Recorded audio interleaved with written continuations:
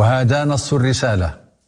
الحمد لله وحده، والصلاة والسلام على مولانا رسول الله وآله وصحبه.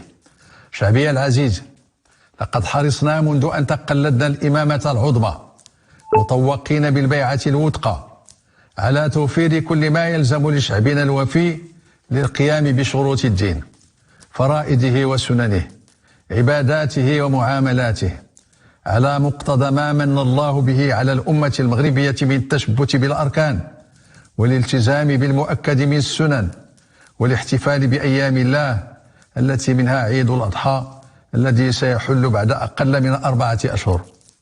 إن الاحتفال بهذا العيد ليس مجرد مناسبة عابرة، بل يحمل دلالات دينية قوية تجسد عمق ارتباط رعايانا الأوفياء بمظاهر ديننا الحنيف وحرصهم على التقرب إلى الله عز وجل وعلى تقوية الروابط الاجتماعية والعائلية من خلال هذه المناسبة الجليلة. إن حرصنا على تمكينكم من الوفاء بهذه الشعيرة الدينية في أحسن الظروف يواكبه واجب استحضارنا لما يواجه بلدنا من تحديات مناخية واقتصادية أدت إلى تسجيل تراجع كبير في أعداد الماشية. ولهذه الغاية، وأخذا بعين الاعتبار أن عيد الأضحى هو سنة مؤكدة مع الاستطاعة، فإن القيام بها في هذه الظروف الصعبة سيلحق ضررا محققا بفئات كبيرة من أبناء شعبنا، لا سيما ذوي الدخل المحدود.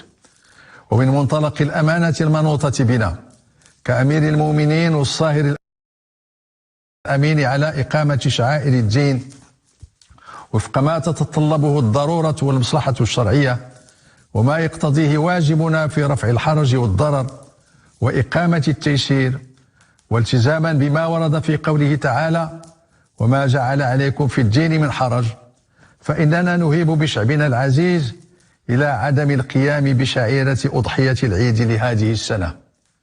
وسنقوم إن شاء الله تعالى بذبح الأضحية نيابة عن شعبنا وسيرا على سنة جدنا المصطفى عليه أفضل الصلاة وأزكى السلام، عندما ذبح كبشين وقال: هذا لنفسي وهذا عن أمتي.